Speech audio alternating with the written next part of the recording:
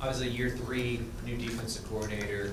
When you look at the schedule and just kind of what's in front of you, what are the expectations? How big of a season is this for you? Yeah, I think every season's big. Obviously, I mean, when you get to this level and you're competitive and you're competing in the American Conference, obviously, you know, the history of that conference the last 10 or so years has been, you know, a lot of really good football teams. And I think just now that we're adjusted, we know what it's about. You know, bringing Coach Cassidy in from Sam Houston, I think was huge for us. And this day in the portal age, I think sometimes when you look at coaches and you're getting into the hire process, you know, it's kind of some about what they've done. You know, he had a history of the last 2 years, you know, in the state of Texas, being able to go in and really change and play great defense at ACU and then Sam Houston. But then also him being able to bring some of his coaches and players with him in the portal age. I mean, you know, we signed, I think, 7 guys off the Sam Houston roster in the transfer portal, which was huge for us. I think just, you know, guys that have played a ton of snaps of college football, and that's something that we really pay attention to now in recruiting the portal is something that's been good to us is if we find guys that have snaps gained somewhere, and that doesn't matter if they're, you know, from the Division II level, you know, FCS level, another Division I level, the guys that have had the most success for us have come in and they played football somewhere, wherever that was. And so, you know, I think moving into this season, obviously I think our schedule sets up really nicely. Obviously, you know, we're going to play a lot of option football, so that's been an important thing for us this summer is really, you know, preparing for Army, Navy, and now Rice, all triple option teams, which is, you know, a tough offense to stop, and it's something that we don't see every day, so we've devoted a lot of time to that over the course of the summer. And then now, you know, I think, you know, the teams in this conference are really, really good. The last 2 years, you know, we've had these gauntlets of 4 games in a row. The first year was, you know, Tulane, SMU, UTSA, and Memphis all back to back to back to back. So this year we don't have, I don't think we have Tulane or Memphis this year. 2 really good programs, established programs. I think the interesting thing about the group of 5 level is going into the season now, you really don't know what's on people's roster just because the turnover is so heavy. And you look at the all-conference teams, you know, from the American, from the Pac-12 now, you know, from the Sun Belt, from Conference USA, the majority of the underclassmen, all-conference performers are now at the P4 level. And so a little bit of unknown going into it now, I think. But I think, you know, this will be our most experienced roster. And that's not just including our guys that have played at North Texas, but guys that have played significant amount of snaps somewhere else. Hey, Eric, Alex Miller from the Bryan College Station Eagle. Wanted to ask you about a guy from College Station and Dalton Carnes and just what you've seen from his journey with you guys and what you might be expecting from him this fall. Yeah, I mean, he's kind of like a Swiss Army knife. He can do a lot of different things. Great special teams player. You know, he's a gunner, led our punt team in tackles, played outside receiver, played inside receiver.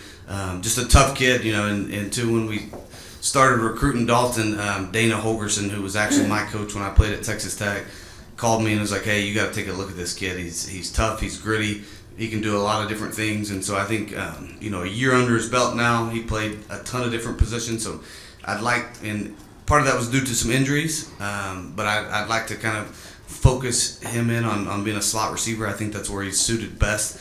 And then he'll continue to excel for us on special teams as well. But tough kid. Wish I had a couple more like him. Kirk Bowles from Houston Chronicle. Eric, now that Texas State has gone off to the Pac-12 in another year, could you make a case for Pac-12 looking at y'all to give, you know, a travel partner for Texas State and a bigger foothold in Texas? Nah, I mean, I think we're right where we need to be. You know, I think the Pac-12 is essentially, you know, the old Mountain West now.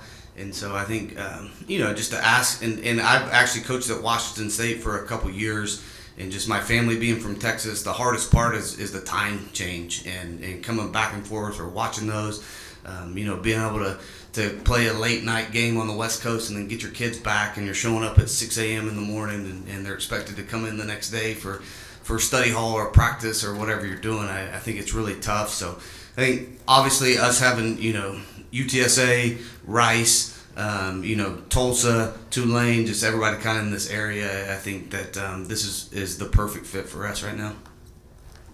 Greg Lucas, San Antonio Express News. Eric, I just want to ask you about the opening few weeks of the revenue sharing era here. How has this sort of compared to your expectations? What are your overall impressions so far?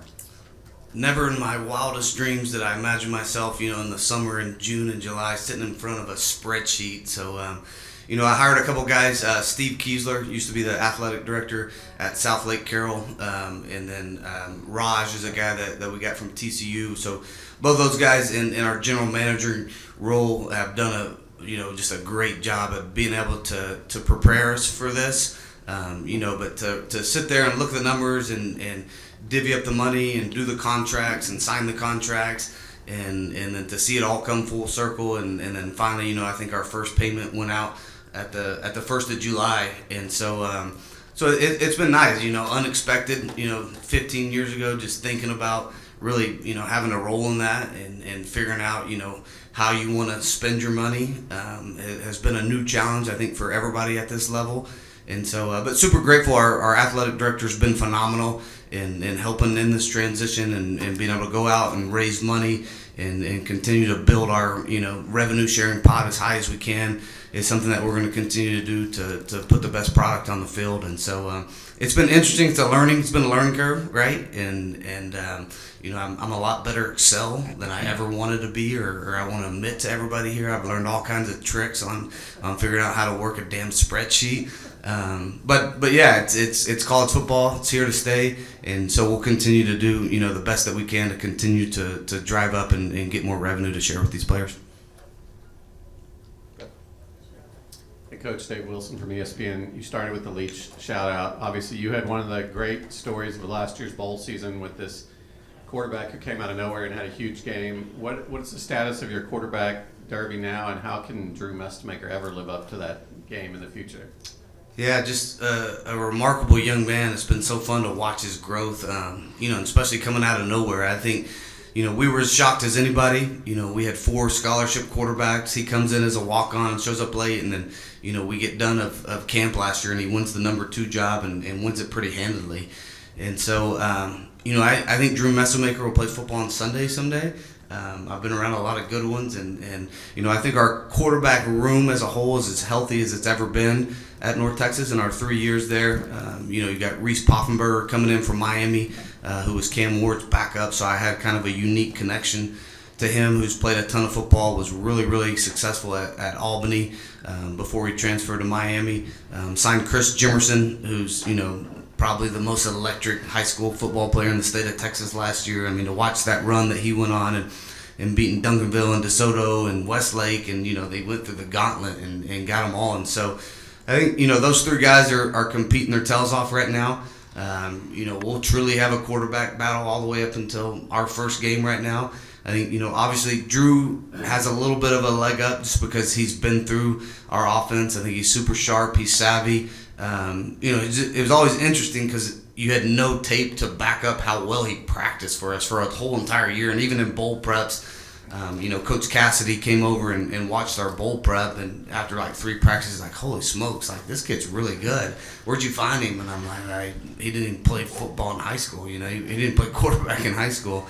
And so, a remarkable story. I think Drew Mestemaker is a name that will be a household name at some point. But Reese Poffenberger is as good of a thrower of the football as we've ever had. So we'll let those guys battle it out and see who comes out victorious. But finding quarterbacks usually hasn't been too hard for us. We usually find a pretty good one to run the helm. Matt Roy, News 4, Fox SA here in San Antonio. Coach, you're obviously very familiar with the area, being at UIW. How do you think UIW molded you as a coach and molded your kind of style of coaching as you go forward?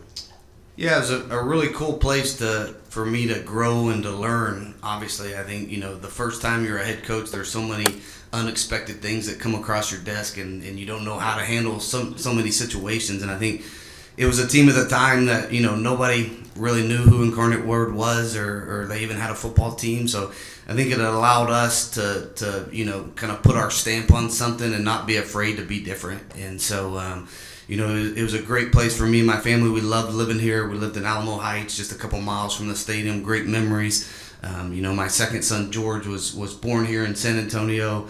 great culture in this city, great Mexican food in the city, great margaritas. And so always a place I love to come and visit. Proud of what we were able to do there at Incarnate Word. And I think, their athletic director's done a great job of continuing the success and the momentum that we built. I think Coach Killo's as good of a young coach as there is in the nation. A guy that's one of my dear friends, one of my closest friends. Love him dearly, and I think when you have a leader like that at the top, that's bold and not afraid to go and do his own thing and put his own spin on things, I think Incarnate Word will continue to have success. The one thing that I hate right now, and this is me calling them out, I just wish that the institution would support the program a little bit more and build something there, right? They've been super successful for the last 6 or 7 years now. It's a national brand at the FCS level, and it just deserves more. They need to build a new space for the kids, a new weight room, a new locker room, new coaches' offices. I went to Shallowater High School, and it was a 2A at the time, and I think our stadium and our things were nicer there. And so I think as Incarnate Word continues to have success on the field, they need to build something nice there. Two more questions up front. You were talking about earlier using the Excel sheet and figuring out how to spend that money. How do you go about determining how many players get rev share, what positions get rev share? What are those conversations like? Yeah, so what we did initially is we took a bunch of information. My agent was able to compile a bunch of NFL information, and we went by percentages to kind of figure out how the NFL divvies up their money. And so we started, with a blank number, and then we started divvying up the percentage of money that we had, the big pot, into the positions, and then we kind of went based off what we think our depth chart's going to be like, and so the starting wide receiver is going to get this percentage, the backup's going to get this, and kind of went down. And I think anywhere you are, just like professional sports, I think you're going to have those good players at some point that's going to mess up those percentages, and you're going to have to pay more to a Dak Prescott that's taking a big chunk of all the money. And you're going to figure out whether you go out and raise that. The one thing good for us is we're not at the maximum like a lot of these people. So, when our donors want to give, they can just give directly to our rev share pot and continue to grow it as high as we can to get to that maximum number, which is what we're trying to do now. But we did a ton of research in the offseason, started with NFL rosters, percentages that they're paying to these different positions, and started. And it was important for me to pay the kids that had already done something for us first and foremost, and so we started with our current players, and then obviously it takes money to go out and get kids in the transfer portal, and we're able to divvy up that money and where we felt like they were going to fit. And I think we shouldn't have too much dead money on our roster right now. I think that's where people are going to get in some binds at some point, where they have they're paying some of these freshmen a ton of money that have never played for them, and you have some dead money on your roster is something that you're going to try to avoid. Last one is that. Yeah, I hadn't heard the dead money thing in college. That's something new too. Yeah. The whole transfer portal thing, Eric, how many did you have come in? How many did you have leave? And do you see that exacerbating and getting worse where people poach your roster? Yeah, I think it's a conference-wide problem, for the group of five or whatever people call them right now, group of six.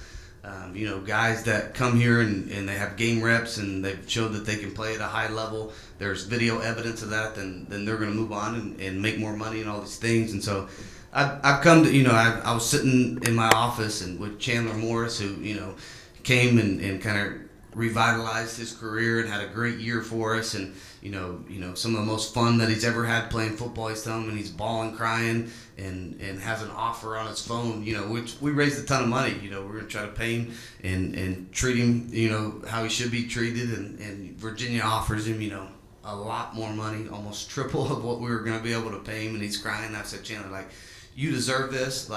Go to Virginia and play this last year and have fun and compete your ass off and be a competitor just like you are. And so, I think it's coming to grips with some of those situations where it's life-changing money for a kid that's 22 years old to go make a couple $1,000,000 for a year to play football and live out his dream is something that's been cool. And it's cool for me because I've been at all different levels. I was just at the draft a couple weeks ago with my son, with Cam Ward, who started here at Incarnate Word, who had one offer and went with us to Washington State and then was able to go make some money at Miami and do it on the national level. And so I think still at the end of the day, college football's fun. These kids have, life-changing experiences, and they're put in these situations, at high-stress situations on national TV to go out there and make their families proud.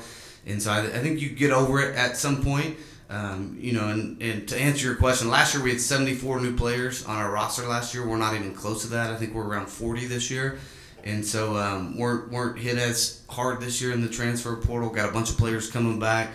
We're able to pay some of the guys to keep them and keep them happy. And so I think college football obviously is transitioning into more of a professional model. I really wish we'd just make them employees and sign contracts just like everybody else in this world has to do.